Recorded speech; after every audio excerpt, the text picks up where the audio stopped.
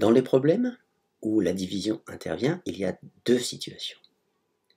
Des situations de partage et des situations de regroupement. Nous allons donc travailler aujourd'hui sur la manière de reconnaître ces situations. Prenons pour bien comprendre un exemple assez simple. Ici, j'ai 24 objets, 24 triangles verts que je vais partager d'abord et ensuite regrouper. On va voir la différence entre les deux. Donc pour diviser une quantité d'objets, ou diviser un nombre, ou diviser quelque chose, il faut déjà connaître bien sûr le nombre total d'objets qu'on doit diviser. Bon, ici j'ai choisi 24. Et ensuite, il faut connaître soit le nombre de parts, tiens, en combien de parts je vais partager ça, en combien d'élèves je vais partager tous ces triangles, voilà, je partage tous ces triangles en 4 par exemple. Et ici, je vais regrouper par contre les objets par 4 et je vais voir ce que ça donne. Alors, pour visualiser un petit peu ça, si on partage, donc on va faire, on connaît le nombre de parts, donc il faut connaître le nombre de parts. Je partage en 4, 1, 2, 3, 4. Donc c'est 4 parts. Donc je vais mettre à l'intérieur les 4 parts. Voilà, là c'est je partage. Et ici par contre je vais regrouper par 4. Donc ça change un petit peu tout. Donc prenons le cas du partage. Si on partage les 24, la réponse, bien sûr 24 divisé par 4, j'ai 24 que j'ai partagé en 4, ça va être 6. Et la valeur ici, ce qu'on voit, c'est la valeur d'une part, c'est 6. Dans la part bleue ici, il y a 6 triangles, 1, 2, 3, 4, 5, 6. Voilà, donc la réponse c'est la valeur d'une part. Donc prenons un exemple. En EPS, les 24 élèves de CM1 font 4 équipes. Voilà, je partage les 24 élèves en 4 équipes. Et la réponse, combien y aura-t-il d'élèves dans chaque équipe? Ce sera 6, évidemment. Donc regardons un peu ça, la réponse est 6. Donc on partage les 24 élèves en 4 équipes, 4 parts. Alors maintenant, pour bien reconnaître le partage, on va regarder un peu les grandeurs. Donc 24 élèves. Ici, la première grandeur, 24, c'est des élèves. Font 4 équipes. Ah, là, c'est plus des élèves, c'est des équipes. Donc ça change de grandeur. Je divise 24 en 4 équipes. Et la réponse, ça va être combien il y a d'élèves. Pareil que les 24 élèves au départ à diviser. Donc, si on regarde bien, j'ai mis en vert 24 élèves, je divise par 4 équipes. Et j'obtiens la réponse 6 élèves par équipe. Et je remarque ici que le dividende 24, c'est exactement la même grandeur que le quotient. 24 élèves, c'est pareil que la réponse 6 élèves par équipe. Par contre, 4 équipes, je divise 24 par 4, c'est une autre grandeur. Donc j'ai mis en couleurs différentes.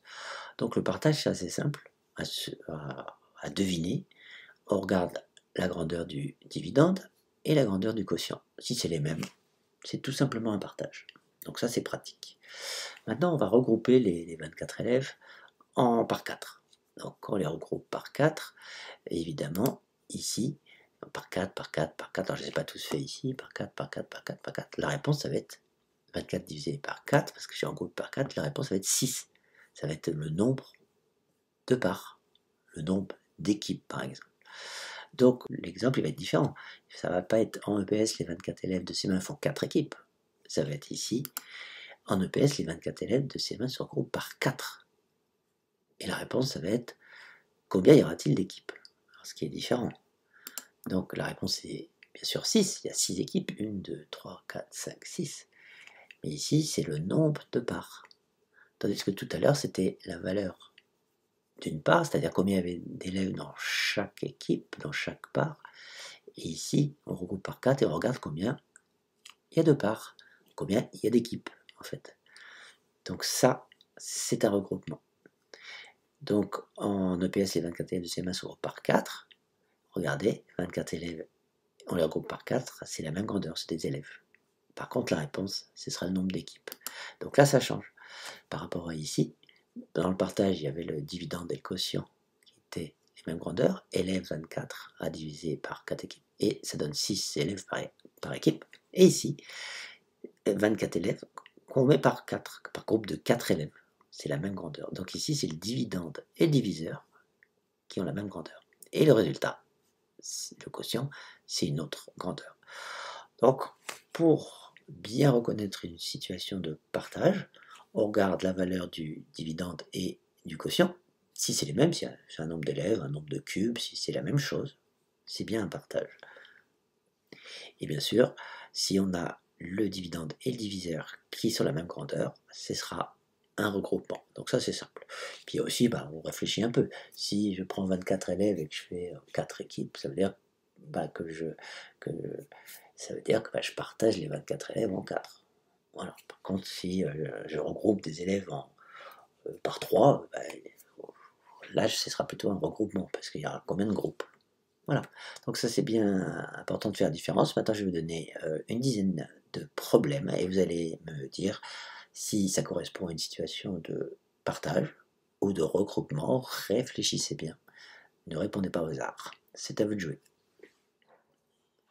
Voici les 5 premiers exercices. Je vous demande donc de me dire si c'est des situations de partage ou des situations de regroupement pour chaque problème. Alors réfléchissez bien. Quel est le dividende? Quel est le diviseur? Quel est le quotient? Parce que ça, c'est important, ça va vous aider à bien comprendre. Alors, par exemple, si le dividende et le quotient sont les mêmes, enfin, représentent la même grandeur, par exemple, un nombre d'élèves, et bien là, ce sera un partage. Voilà, si je prends 24 élèves et que je les partage en 4 tables, il y aura 6. Le résultat, c'est 6, c'est un nombre d'élèves, et au départ, le dividende, c'était un nombre d'élèves. Donc ça, c'est un partage. Par contre, si le dividende et le diviseur, là, ont la même grandeur, et bien ça, ce sera un regroupement. Par exemple, 24 élèves que je mets par groupe de 4, il y aura 6 groupes. Donc, réfléchissez bien, au dividende, au diviseur, au quotient, et bien faire attention si ça correspond à la même grandeur. Voilà, je vous laisse faire ces 5 premiers exercices et vous pouvez faire pause maintenant et ensuite on fera la correction. Voici la correction. Donc, la première situation, 108 enfants sont assis à 9 tables. Combien d'enfants sont assis à chaque table? C'est du partage. On peut aussi voir que le dividende et le quotient, c'est les mêmes. Alors, le dividende, c'est bien les 108 enfants. Voilà, on va le mettre en vert. Et le quotient, c'est le résultat, c'est combien d'enfants. Donc, c'est la même grandeur. Par contre, le nombre de tables ici, c'est différent. C'est 9 tables. Donc, c'est-à-dire le diviseur. Donc ici, on a bien le dividende et le quotient qui sont égaux. Donc, c'est bien une situation de partage. Ensuite, le professeur de sport décide de former des équipes de 6 élèves. Combien pourra-t-il former d'équipes? Alors ici, nous avons un regroupement. Pourquoi? Parce qu'au départ, il y a 72 élèves à partager. Voilà. Et on fait des équipes de 6, c'est-à-dire que je divise, le diviseur, c'est la même grandeur. Et le résultat, ça va être le nombre d'équipes. Voilà. Donc je mets ça en bleu plutôt. Hop, en bleu, ce sera mieux. Voilà. Donc c'est bien un regroupement. Ici ensuite, une fermière range ses 198 œufs dans des boîtes de 6. Là, elle fait bien, elle regroupe bien ses œufs en paquets de 6, en groupe de 6. Donc ça c'est bien un regroupement. Voilà. Donc il y a 198 œufs divisé par 6. Et là, c'est combien de boîtes je vais trouver? Et le dividende et le diviseur, c'était 198 œufs et boîte de 6. Voilà, 198 divisé par 6. 198 œufs, c'est la même grandeur que 6 œufs. Voilà. Et ce que je recherche, c'est le nombre de boîtes. Dans celui-ci, combien de bouteilles de 2 litres puis-je remplir avec 124 litres? Là, c'est aussi, je regroupe 124 litres dans des paquets de 2 litres, dans des groupes de 2 litres, dans des parts de 2 litres, et je regarde combien il y a de parts. Ça, c'est bien un regroupement. Donc, 124, c'est le dividende. Je divise par le diviseur, et évidemment, c'est les mêmes grandeurs, c'est des litres et des litres. Et qu'est-ce que je cherche, moi? C'est le nombre de bouteilles. Combien de bouteilles? Donc ici, ce sera, voilà, le résultat. Ensuite, Fabien lit un livre de 259 pages, il lit 7 pages par jour, donc combien de temps aura-t-il fini son livre? Là aussi c'est un regroupement, je regroupe les 159 pages par 7, voilà. Et qu'est-ce que je fais? Moi je cherche le 7 pages, voilà, je regroupe par 7 pages, c'est les mêmes, c'est la même grandeur, c'est des pages. Et ce que je cherche moi c'est le nombre de jours. Voilà. Donc ici c'est par jour. Voilà pour les 5 premiers, et on va passer à 5 autres exercices. Et alors pour les 5 autres, si vous n'avez pas tout trouvé, réfléchissez bien dans la deuxième série d'exercices. Voilà, voici la deuxième série d'exercices. Donc regardez bien, lisez bien, soyez attentifs, là vous devrez avoir 5 sur 5. Donc faites attention aux dividendes, aux diviseurs et aux quotients encore une fois. Je vous laisse faire le travail, vous pouvez bien sûr faire pause maintenant. Maintenant passons à la correction, donc alors je vais prendre ici, voilà. Donc un randonneur a parcouru 271 km en une semaine, combien de kilomètres a-t-il parcouru chaque jour? Ça c'est un partage, voilà, parce que je divise en fait 271 km par 7, par des jours. Donc c'est deux grandeurs différentes, le dividende et le diviseur sont deux grandeurs différentes, et bien sûr le quotient, ce sera le nombre de kilomètres. Donc ça c'est bien du partage. On partage 271 km en 7 jours, en 7 parts égales. Ensuite, dans une salle de cinéma, il y a 450 places réparties en 9 rangées. Bon voilà, j'ai partagé les 450 places en 9. Donc combien y a-t-il de places dans chaque rangée? C'est bien un partage. On a la même grandeur entre le nombre de places et le quotient résultat, c'est le nombre de places.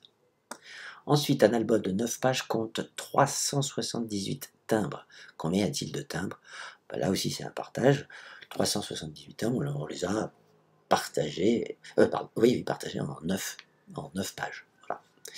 Et donc ici, 378 timbres, c'est bien la même chose que le nombre de timbres. C'est la même grandeur. Donc le dividende et le quotient sont les mêmes. Donc c'est du partage. Ensuite, je répartis 124 litres de lait dans 4 bidons. Bah là aussi, c'est du partage. Je partage les 124 litres en 4 parts égales, et c'est le nombre de litres que j'aurai pour la question. Voilà, donc ça c'est bien le partage. Et le dernier, même si le problème ressemble beaucoup à celui des 5 précédents, c'est cette fois-ci une citation de partage, parce que Fabien lit un livre de 259 pages en 7 jours, deux grandeurs différentes, le nombre de pages et le nombre de jours. Je divise 259 par 7, c'est pas les mêmes grandeurs, et j'obtiens quoi? Eh bien le nombre de pages. Donc le dividende et le quotient sont les mêmes, donc c'est bien un partage. Donc voilà, vous avez maintenant 10 questions, 10 points. Si vous avez tout réussi, vous avez 10 sur 10. Vous mettez comme d'habitude votre note sur le bilan de la semaine, et je vous dis à très bientôt. Bonne fin de journée.